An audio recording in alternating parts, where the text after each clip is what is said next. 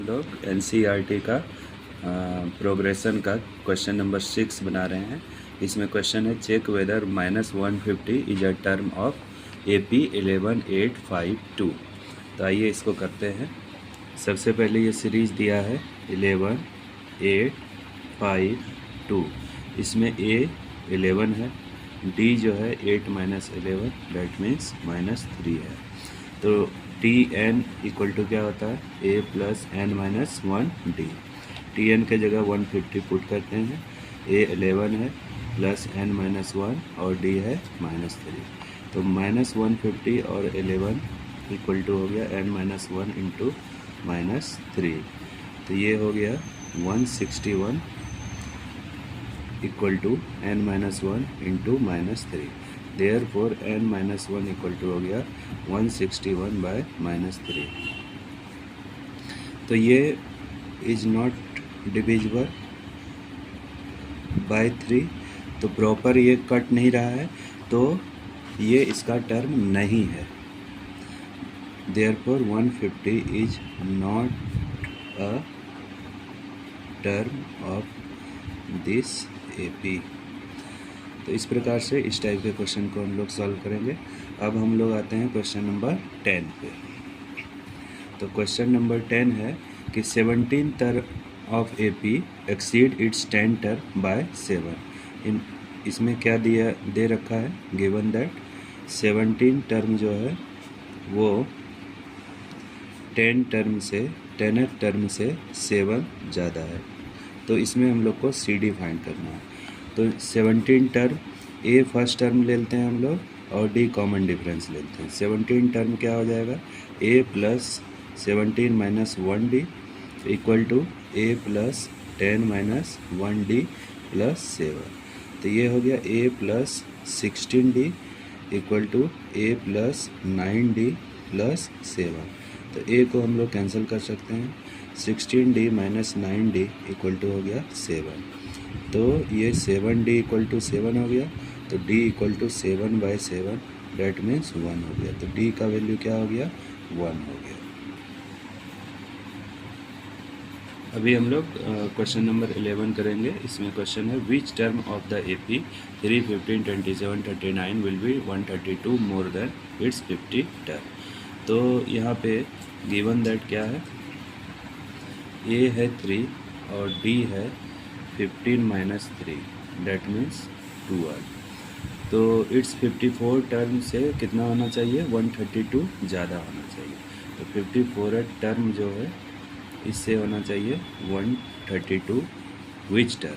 तो 54 टर्म होता है A + 53D + 132। तो यहाँ पे हम लोग कौन सा टर्म है, तो A + n - 1D कर लेते हैं इक्वल टू यहाँ A हो गया 3 और 53 D का वैल्यू 12 + 132। तो A +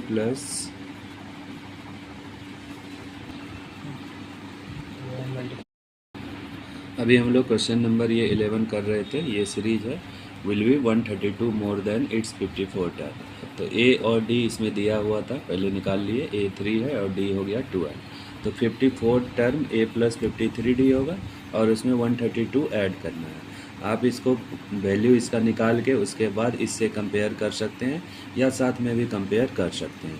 विच टर्म पूछ रहा है तो हम लोग इसको लेट कर लिए कि nth टर्म इसका इक्वल है।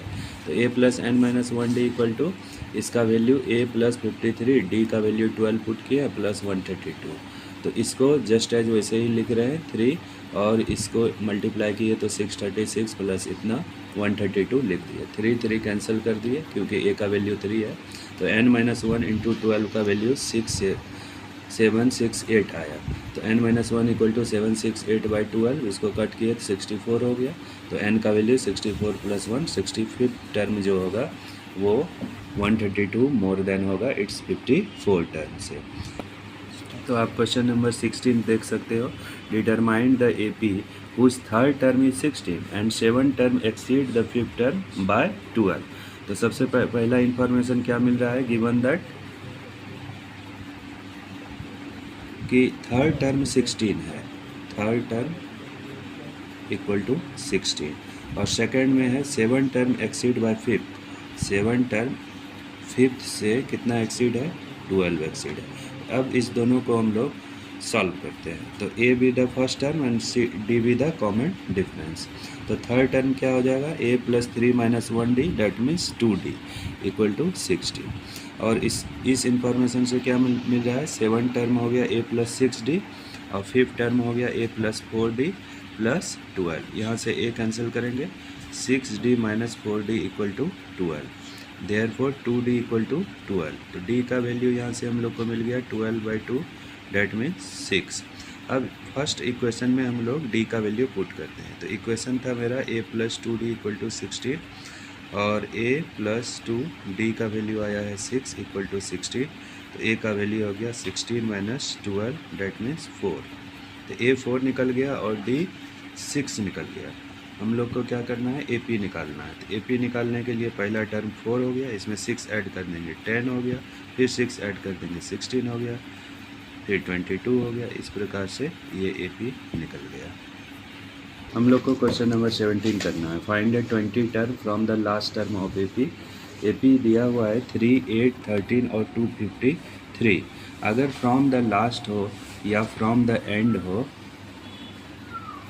तो हम लोग इसमें एक फार्मूला यूज करते हैं। इसमें L minus N minus 1D को यूज करेंगे फ्रॉम द अगर लास्ट से हो।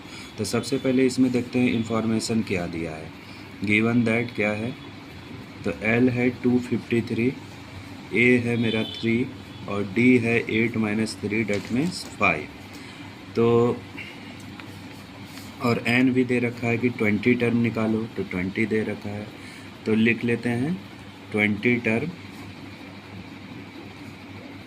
From the end.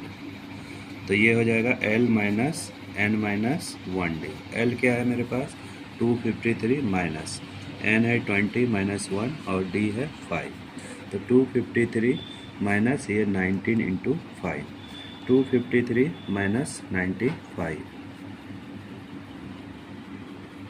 तो 258 इसका रियल आंसर हो गया। क्वेश्चन नंबर 18 NCERT से ही है और AP का ही है।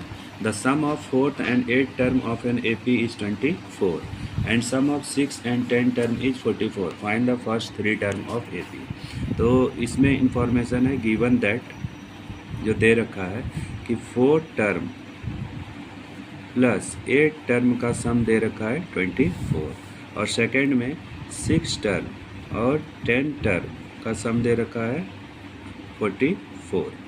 तो let A be the first term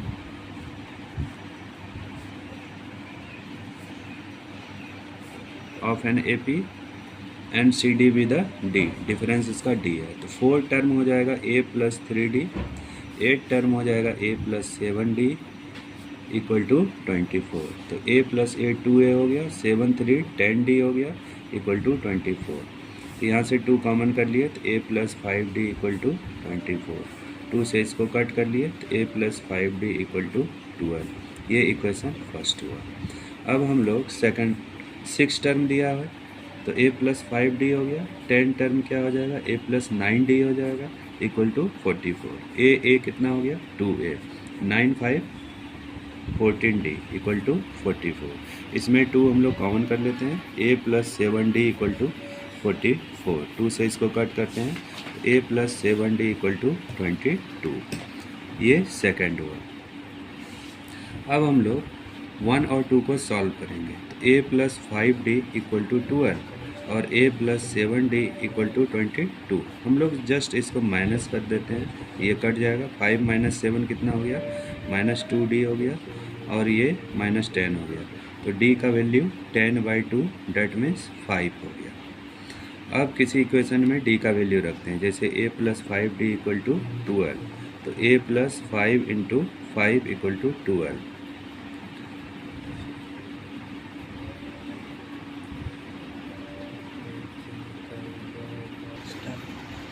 यहाँ पे D का वैल्यू 5 निकल चुका था। अब हम लोग इक्वेशन फर्स्ट में A plus 5D equal to 12 है, तो यहाँ पे D का वैल्यू 5 पुट कर दिए, 25 हो गया। 12 माइनस 25 ये माइनस 13A हो गया।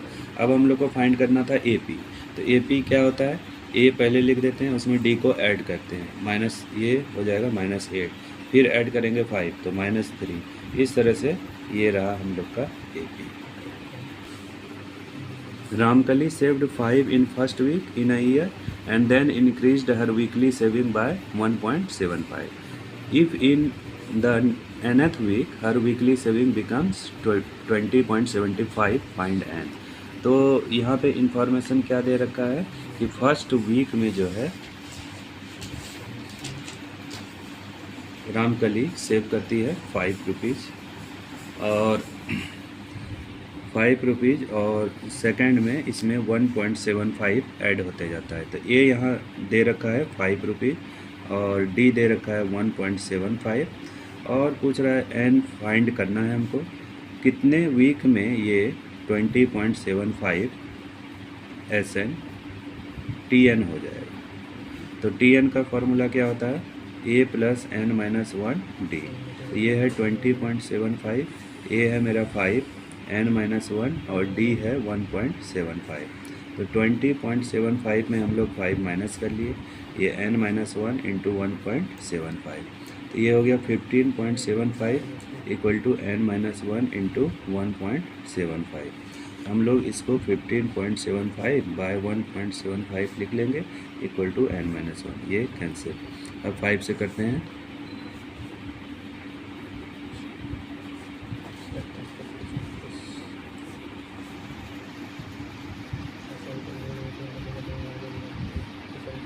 इसके बाद 3 से कट कर लेते हैं, 3 1 = 3, 3 5 है और 3 से